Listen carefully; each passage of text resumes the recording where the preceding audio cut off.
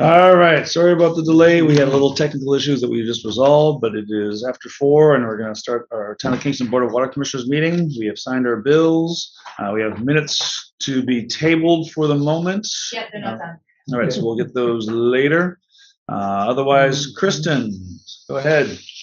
Yes, so first on the list is the update about the new well project.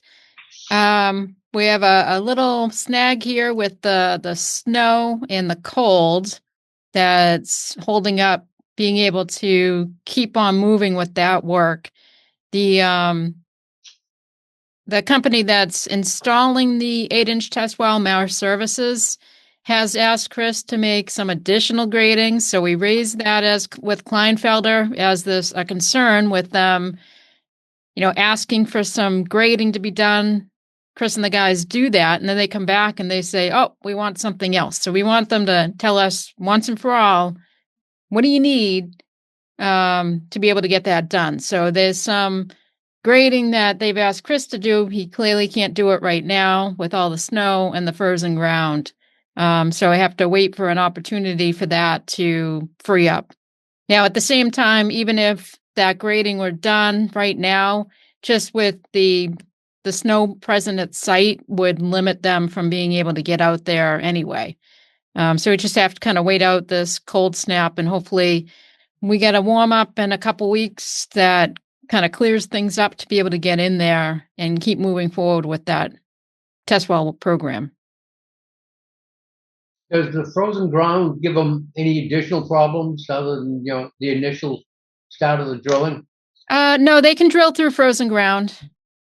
That might actually be better than if once the snow's, because then the trucks won't be sneaking into the sand. Yeah, and right now it's more just being able to get into the site. So they have to get off 44, and right now it's just the snow creates an obstacle to getting into the site. But Are we going to wait till the snow melts, or are we going to do some active clearing if we have a chance to? Because this sounds like a delay everything. Yeah, there could be some clearing that would be done, but it still needs to be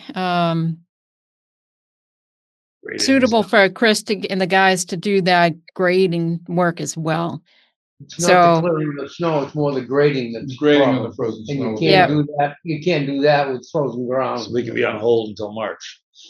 Well, it's the access off Route 44. You get a large snowbank on the side of 44, so you can't get off the access we have been using.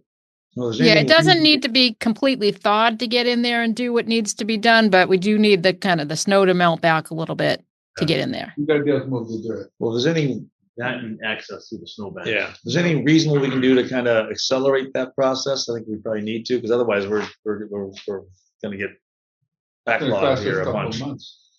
I think we're at the mercy of Mother Nature right now. Yep. All right. We'll see what it does. All right. Thanks. The other thing we are waiting for on that is still for DEP to release the SRF intended use plan. They're a little bit late getting that issued this month, so or this year, I should say.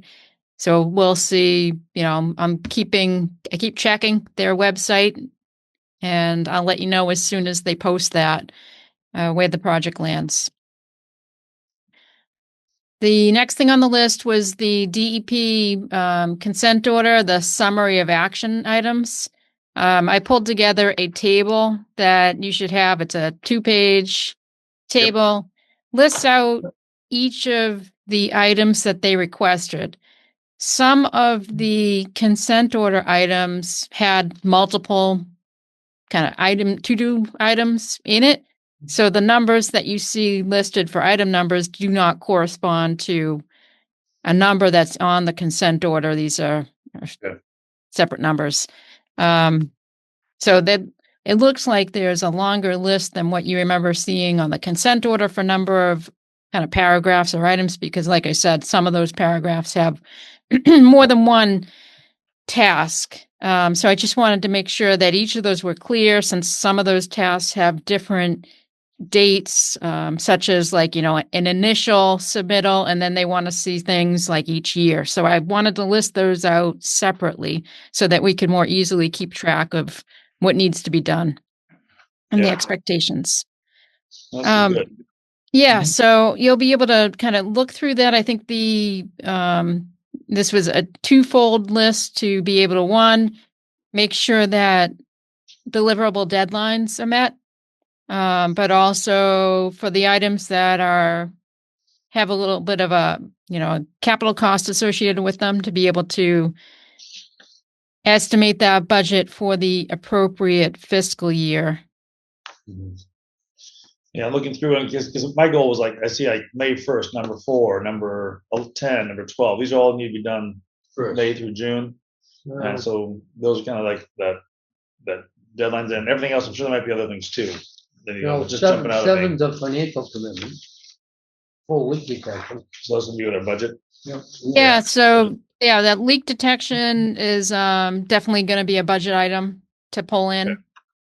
And So- the one for the May 1st, if we go up to, number 2 is just putting the restrictions in place each year. Yeah. That, there's no budget costs associated with that. But number 4 Is that relates bylaws? to number 2, and having the appropriate language in the water use restrictions. So that's something that needs to be revisited to especially with town council, to say, okay, here's what the restrictions that DEP wants us to put in place. Let's review the current language of our existing water conservation bylaw to make sure that the wording is proper, that we have the authority to do what DEP is asking us to do. Yeah. Is there gonna be anything we need to take before the town meeting as well? Possibly, was my concern. If it's a bylaw change, then yes. Yeah. So that should be one of the first things we do is initiate the bylaw change. our town meeting is gonna be in May sometime.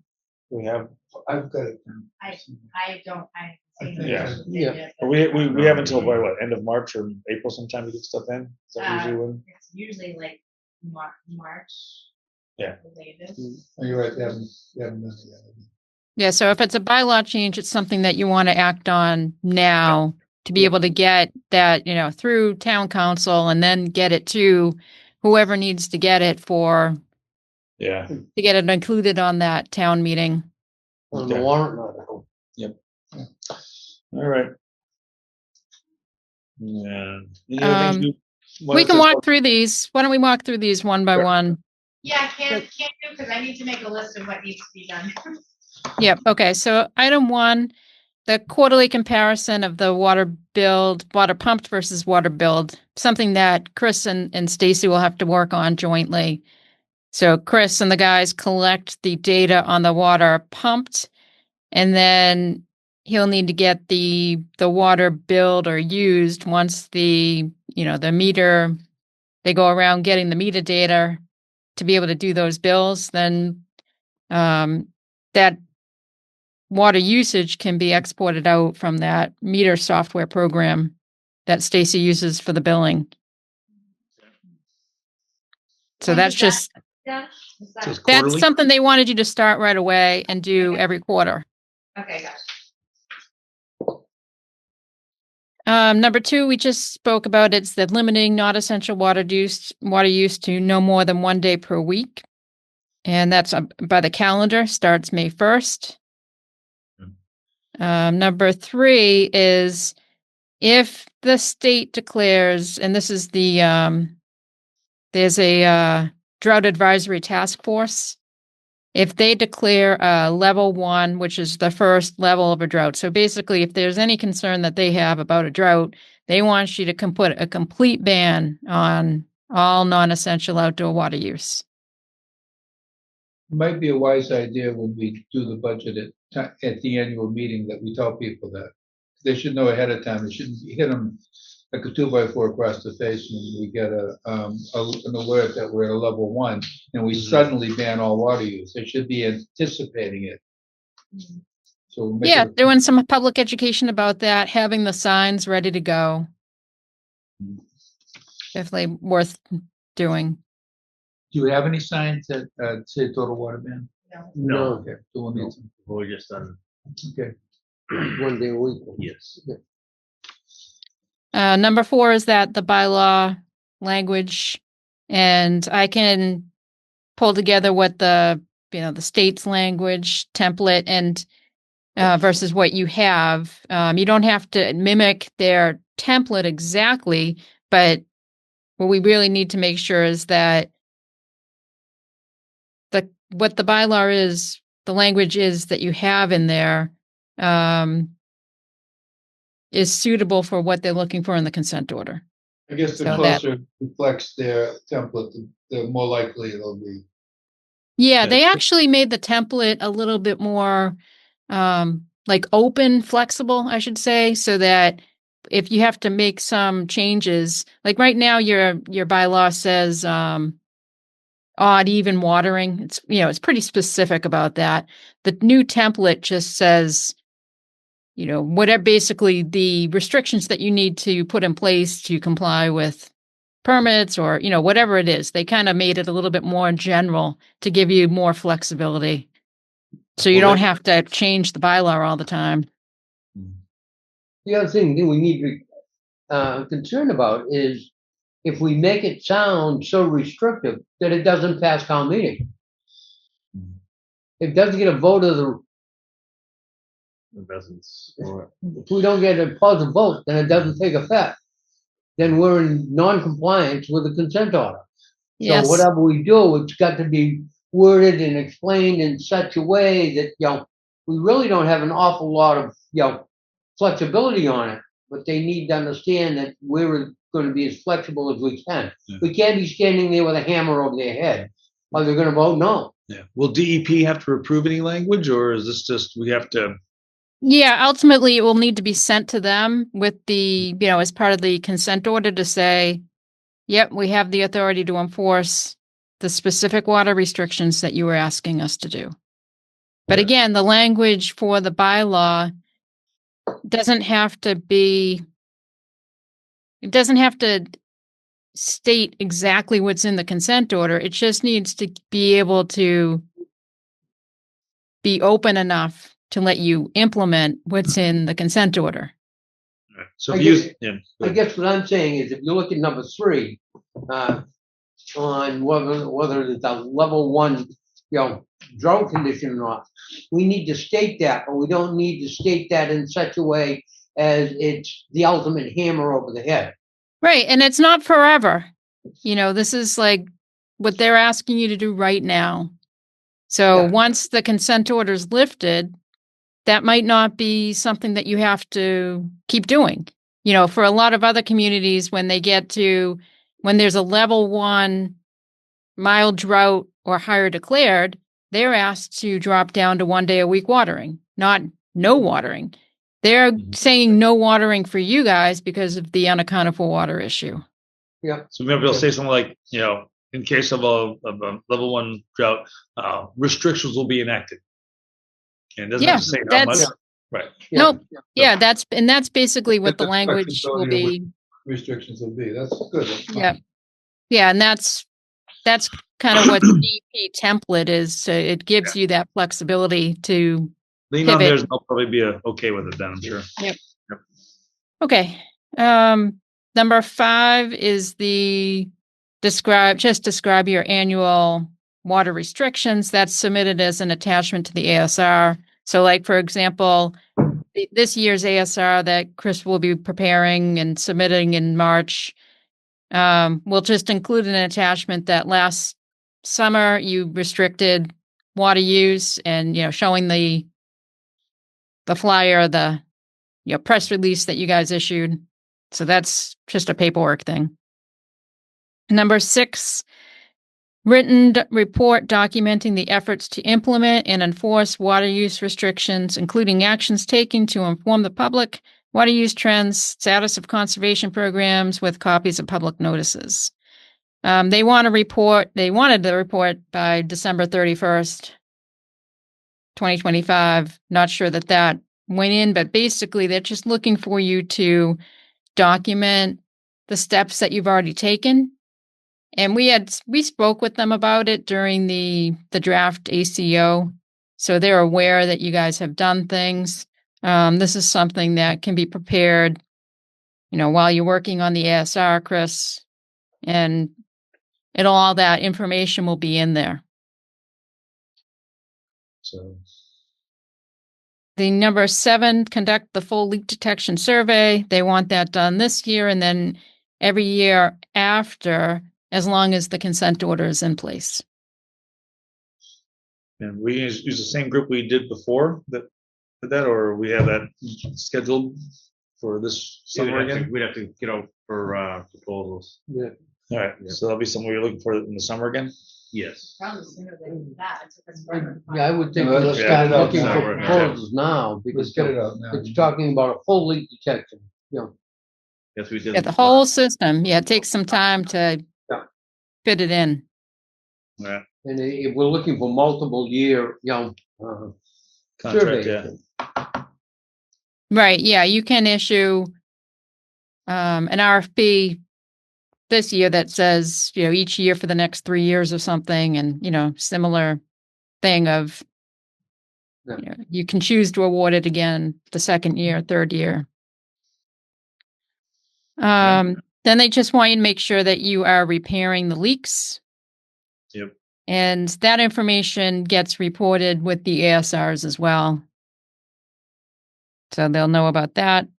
And along with the leak detection survey results, just get reported to them each year. Number 10 is conducting the initial AWWA M36 water audit of the entire system. They want that done by June 30th. We did put in an application back in October for the Mass DEP sponsored water audit and haven't heard back from them yet. What's So- that timeline for that? Is it something they're just gonna get to? Yeah, they were supposed to have already started working on those. So I'll follow up with the person that is kind of leading up that program and find out, is this something that they're actually going to do or not? Because if they don't, we'll have to do it ourselves. I was hoping that they would, do the one that they've sponsored, just to have another set of eyes look at it, especially where, it's a consultant that they picked. So thought that would be helpful. But if they don't get the grant funds to do the program, then that is what it is. Number 11. Yep. Sorry. Good. Go back to that one again. If in fact we have to do it ourselves, there is a fund need there that needs to be, through town meeting, in order to be able to hire somebody to do the annual audit. Yeah, I can help pull something together. For Okay. the June 30th deadline that walks through, especially since it relies on information from the ASR and putting things into that program. It's not that involved. So I think we could pull something together to show them we use that M36 program and here's the Okay. results. Whether or not it's the same scope that they would do through their grant I don't know. But we could at least say we went through the process of using the M36 water audit program and Your best. meet Okay. the expectation. And then they want that done each year. So, the one this year we can do that way, and then we'll see what it shows. And maybe the one for next year we do is something more sophisticated. If we need to get in an outside set of eyes just to take a fresh look at things, it gives time to budget for that and do that. So do we have to have a second one done by December 31st of this year as well? Or is this gonna be of 2027? That's a good question. It wasn't specific about that. If we're doing one by July 30th, I would hope that we could probably hopefully not. do that Yeah, one I would hope so too, especially since it would be that same, like the one that's done in June would be using the data from 2025. So it'd be Or nice to maybe- have the next one be done based on data from Yeah. 2026. Maybe the June 30th date can be moved to later in the fall or even the December 31st date Yeah, if earlier. Or it's Yep. just a year and a half later that they Yeah. want Yeah. that. So we need Yep. clarity on that. Okay. Number 12 is develop unaccounted for water compliance plan.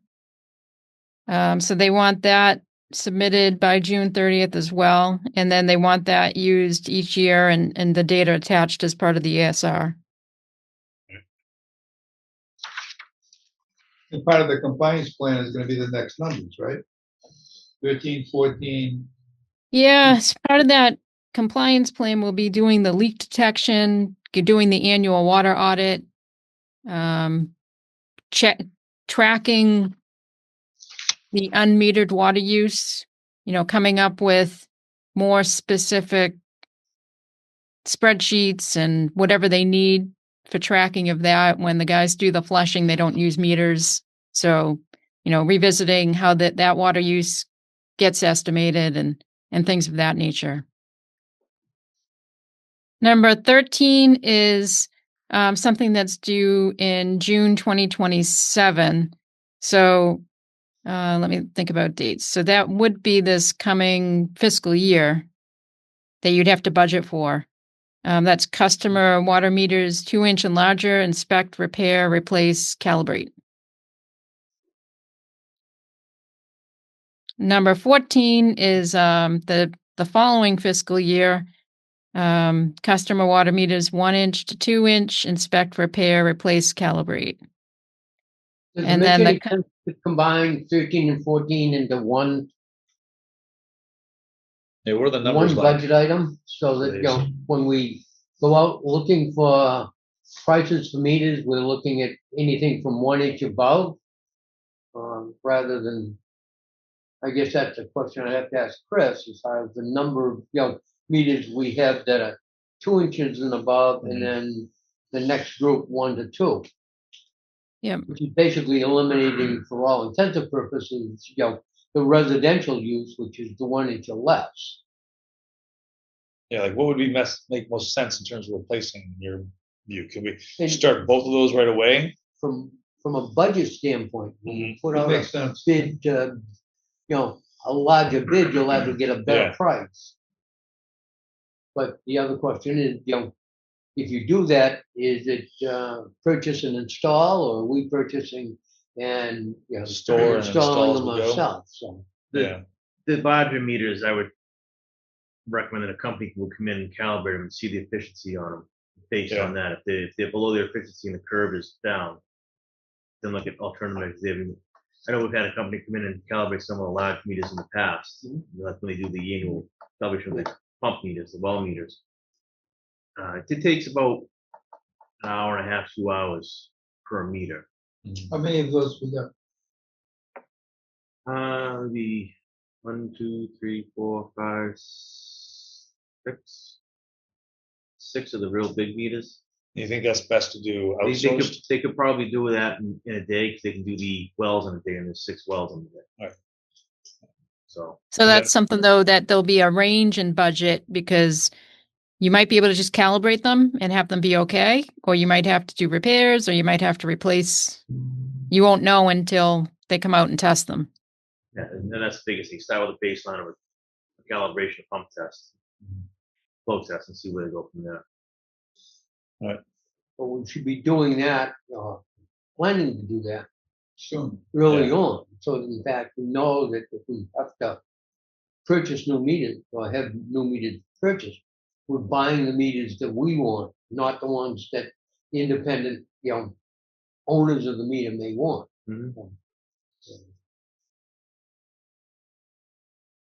Well, these are all the ones that we've kind of gone with in terms of, I can't remember the company's name now, in terms of those, what are One they? that might be. What's that? Mass installations. Mass installations. So Mass- these are the ones we're talking about here, right?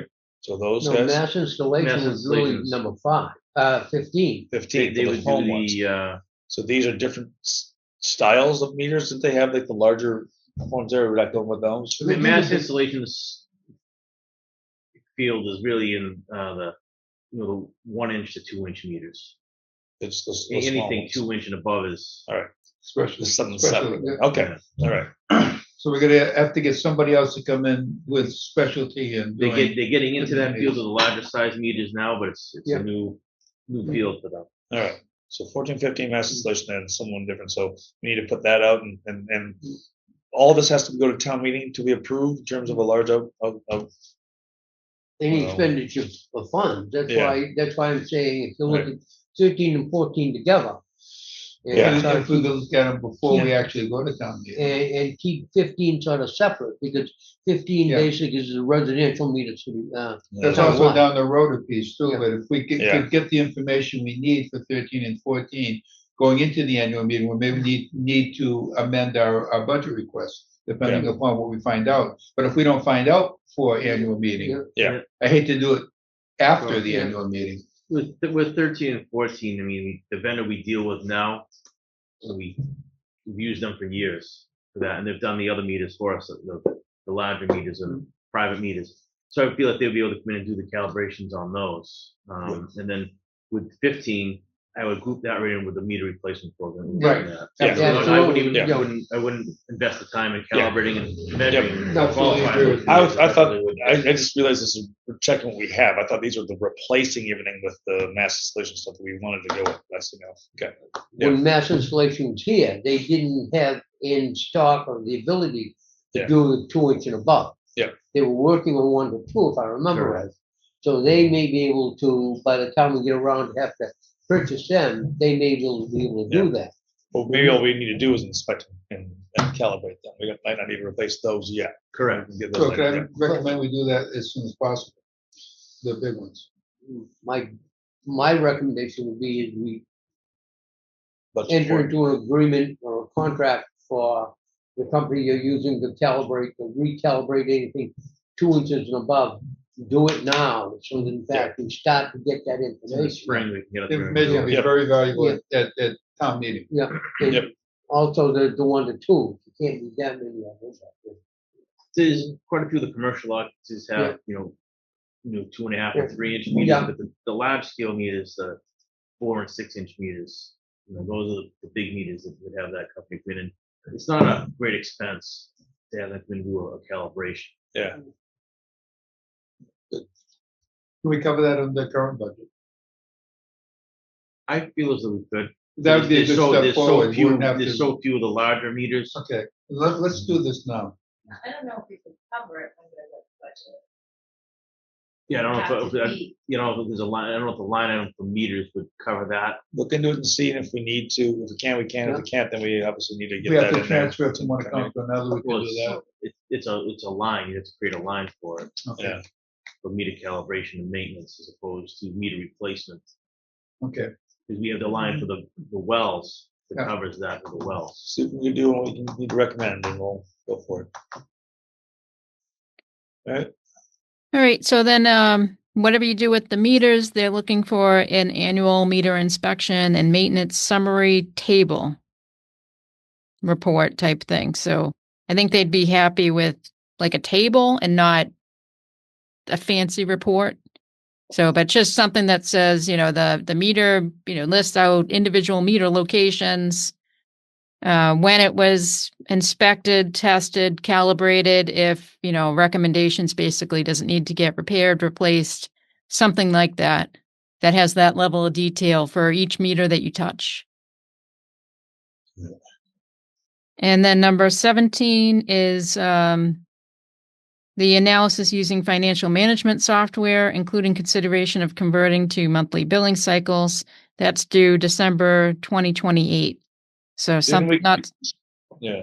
Did we consider doing monthly billing cycles and decide that wasn't Yeah, worth it? now, but we'll- They want you to formally do that with the financial management consultant, yeah, it's cost us an awful lot of money. you know. Yeah, and then you can write out that opportunity to say, Yeah. here's what would be required. I think they want to see something that's, you know, written in a report. Mm-hmm. Here's what would have to be done. Here's why it can't be done, basically. Okay.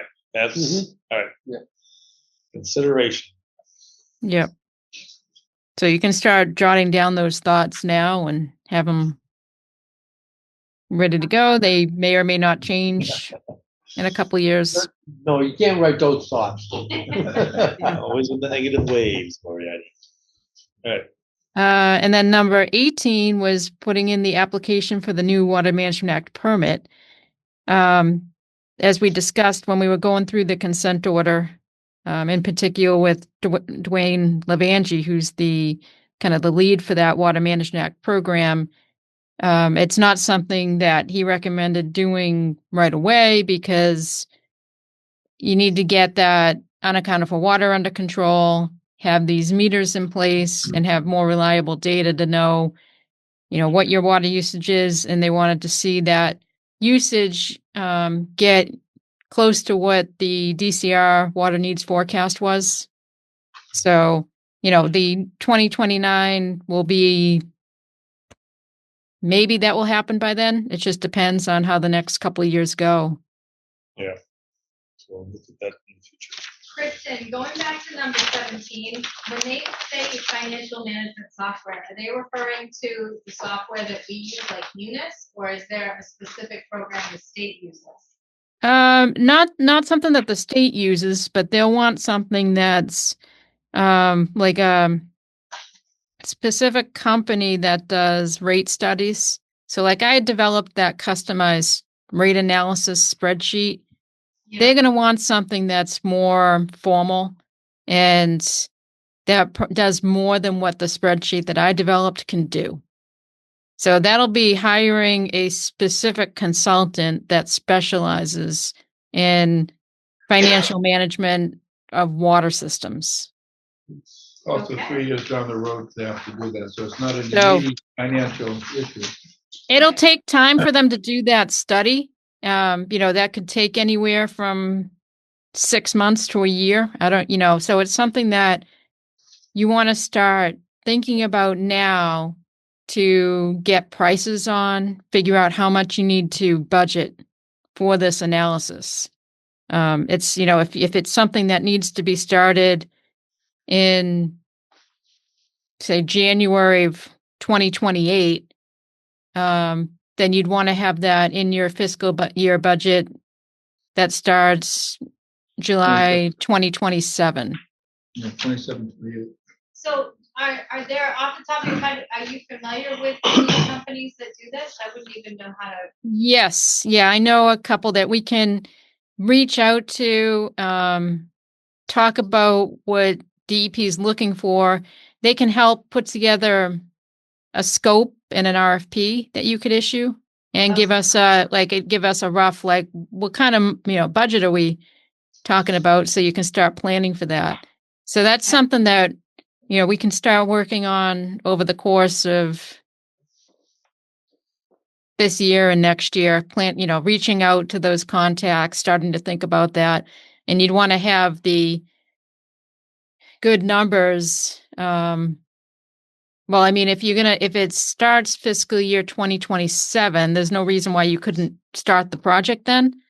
So, why don't we take this coming year to work through that, so you'll have the budget before the town meeting. That's 2027, 26, 27, 27. Yep. Sorry. Next spring. Yeah, next spring. But yeah, that'll come around fast, and it'll take time once we reach out to someone to say, what kind of scope should we do? What numbers are we looking for? Okay. And we could always try to do the RFP around getting the quotes in around the same time that you're working on your budget, and just saying there, it's not work that can start until July.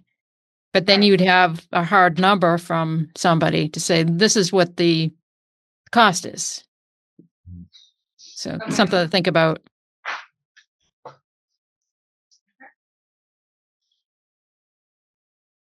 So any other questions on this? No, great work. Thank you so much for doing that. It really put some clarity to what we need to do. Good, yeah. Okay, the next item on my list was any grant updates. I think we touched on the the water audit grant, I'll reach out to DEP about that one and then let you know as soon as I hear about the SRF program for that, the new well. And I haven't seen there's nothing out there right now for grant requests for interest or proposals for anything else that I would flag to you that would kind of apply to the new well project or anything to help get through this consent order list. There might be, each year they do that. They have been doing the Water Management Act grant. Unfortunately, with that program, they prohibit you from applying for anything that you're required to do by consent order. So anything on this list, we can't ask them to fund through that Water Management Act grant. Thanks.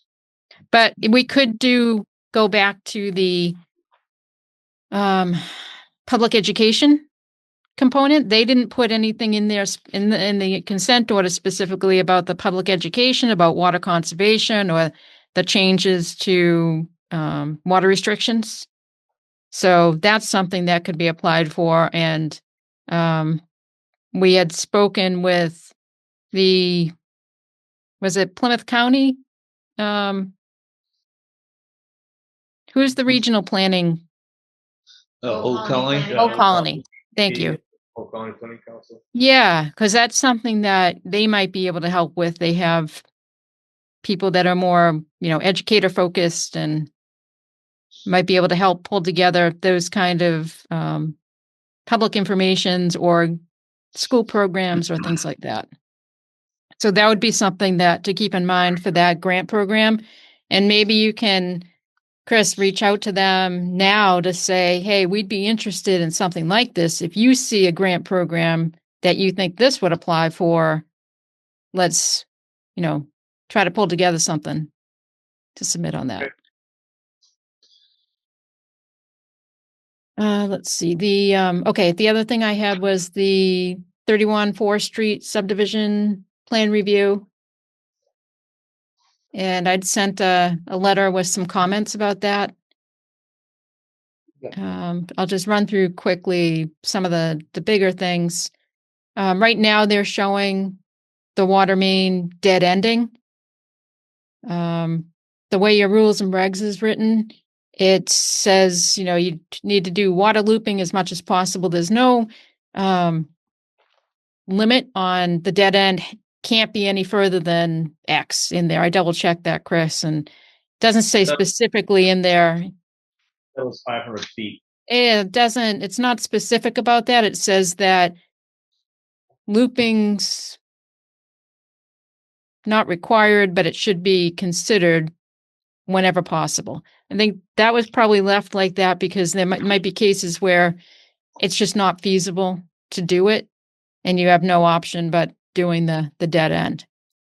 And that's, it's okay as long as the correct steps are taken to make sure that the water's moving. There is a potential to do a loop at this location over to Rabbith Road and Country Club Way. And the only caution I have about doing that is that it does create a fairly long loop that wouldn't have any water services off of it. So that water could end up just sitting and creating more of a problem for you with water age because it's a lot of water just sitting there. If there was a whole stretch of water services along that line that could keep the water moving, you wouldn't see that problem. And probably not a lot of prospects for adding any services on that line. No, that's Not right now. Yeah, there could be in the future. So it might be something that you say, okay, well, let's try to set it up so that it could be done easily in the future with if there's an easement that has to be put in place, something like that now when they're pulling together the layout for these new properties, because the only way to get a water main over to Rabbith Road would be going in between two properties of two homes. So, when they pull together this development, maybe they could do something like that, and it could be done in the future. So just something to think about. The other thing we don't want to do is ending up putting in another bleeder at the end of the main either. If Yeah, not- and this, I don't think you'd have that problem here. You're not going to have AC pipe going in with just this 560 feet dead end. It'll be PVC pipe. If you had the loop, you might end up having that problem of having to put in a bleeder and wasting water because there's so much water just sitting there. Yeah, the So loops are great for the fire flow and getting a lot of water if there's a fire. But if it's a loop that water's not moving, it can create water quality problems for you. So you're talking about a cul-de-sac off of Forest Street Yes. into that area back in there? Is that, I don't know what the green shade means. All right. Do you have plans? Yes. Yep. Yeah, I was kind of curious what the hell that looks like.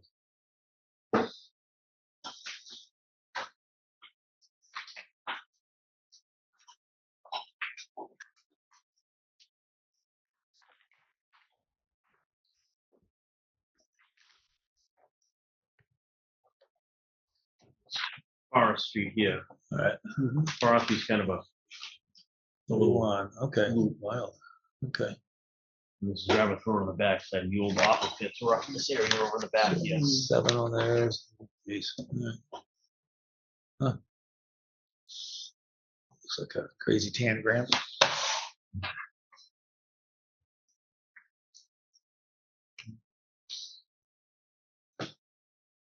What's this in here, Chris?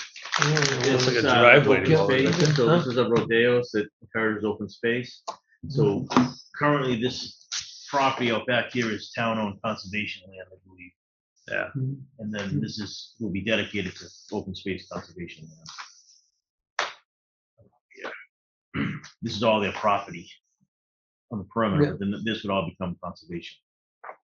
I think the question is then, do we require some type of easement from here across conservation land to Rabbit Road, just for the potential, the future main being installed for something happening on Rabbit Road?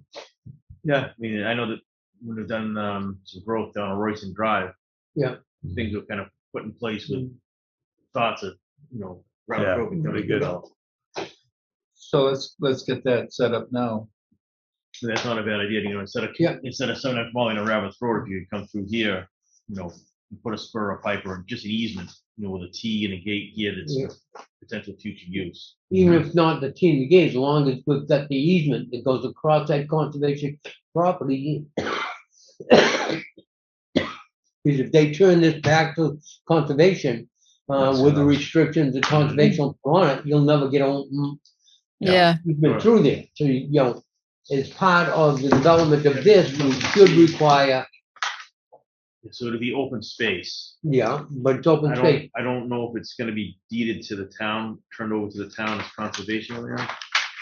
Well, yeah, even if it's not, it would be good to have the easements in place for the people that are buying those lots. Maybe it's more important to have a potential other owners that we don't know as opposed to. Yeah, they might, be less inclined to giving the easement, or at least they buy the property knowing that's there. Is we need to get our final comments back to the planning board by February 5th. Okay. Yeah, so that was the big comment about that. And then I have some other comments that are more just little details. We don't have to read through each one if you don't want to. Yeah. No, I had reviewed the plans and came up with some concerns that I had, and Kristen reviewed the plans, and she got with very similar concerns on layouts and stuff. A So good thorough review. Thank you. Okay, you're welcome. That's all I have. Chris? all right, I just want to start off by saying that our longtime former office administrator assistant Miriam Respitoso, her husband recently passed away at the beginning of the month. So just ask you to keep her and her family in your thoughts. She goes through a trying time with losing her husband. As we move into the new year, we're getting ready to conduct our quarterly meter reads. The guys will be starting those tomorrow. Hopefully it's not too challenging with the snow that's on the ground. We finished the hiring process for the new candidate, Leo Kozlowskis. He went through all the hiring paperwork, everything else, and the Board of Selectmen approved his hiring and appointment at their Tuesday meeting. So, February 2nd. was that? So February 2nd is his birthday. Yes, yep. So with an anticipated start date of February 2nd, Monday, February 2nd, Leo will start. He's very excited, energetic, enthusiastic to start, and cool. Looking forward to it. I think it's gonna be a great fit with the crew. The crew has been very busy in the past few weekends with snow removal and storm cleanup and coverage with the highway department. With no issues. Been a trying time, long hours for guys. They're doing a tough juggle of snow removal all night and trying to come in here and balance things out. And I'm trying to send them home when I can to get some rest because they don't want to become a liability to themselves or anybody else. That's we're working tirelessly to keep the roads open. So they've done a great job. So I've been in close contact with the highway superintendent, Sean Turner, saying that we're available if he needs anything, equipment or manpower or anything. So I had another good meeting with him today. He's in good shape, but just been long hours and kind of adjust their hours to get the most out of the daylight as opposed to night work. Yeah. So, in the first quarter, that's a typo, the first quarter of quarterly water samples have been collected and sent off to the lab for analysis, and we should be getting those results back within a week or two. So, other than that, that's all that I have.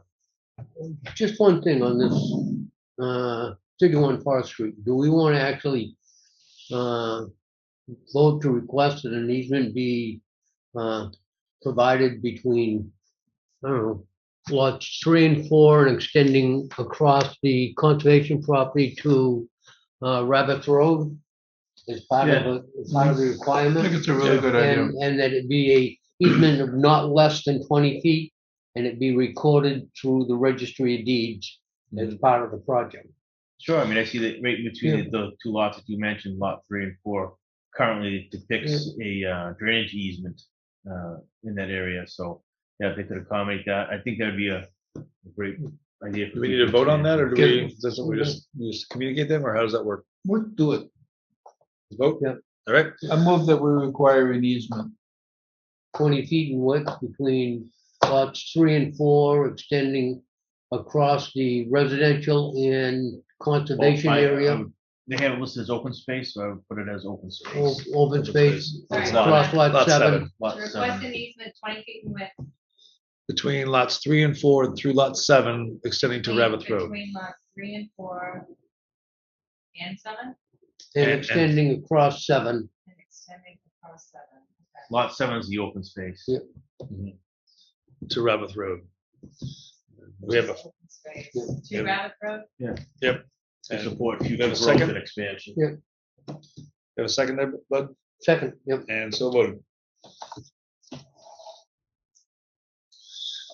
All right. Water, down to water abatement stuff. So you guys asked at the last meeting that we had a discussion about water abatement policy, and in doing so, requested that we do a survey of local communities. So Lori worked hard on this. She contacted the towns of Duxbury,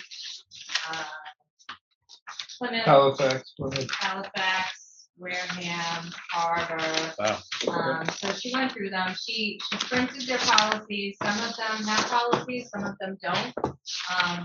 One of them was just an email from the superintendent. He's kind of new to this, so he wants to create one.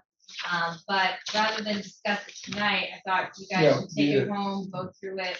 Some of them have pretty substantial policies. So there might be pieces in one and pieces from another you may want to combine and So I would propose moving this to the next meeting. I recommend that we read them and highlight them, and then we get to the next meeting. Peel out the best pieces of each of them. I'll find out my comments and I'll email them to you to include Perfect. next time. Yeah. You go to come on to the meeting? I could zoom in and just listen in, Yeah, but then you someone else can could run the vote, show. Yeah. Yeah. Okay, yep. That's what's allowed. Yeah. All right, unless my mom needs her luncheon made. Right. So, all right. Okay, Yeah, so we'll do it that's- one that's time. the vote. And then the only other thing in the packet is, we did send a letter to that gentleman on Summer Street who was interested in reconnecting a well. Yeah. After we met, it was discovered that he wasn't sure if he even had a well. They couldn't find anything with the Board of Health, so I haven't heard anything since he got there. Thanks. We'll file that in the to be thought about never again. Okay. Right. All right. Anything else going on? Motion to adjourn. Second. All right, so voted. See you, Kristen. Have a good night. Have a good weekend. Okay, Thanks, Kristen. thank you. Keep shoveling. Safe in the next storm. Yes, yeah.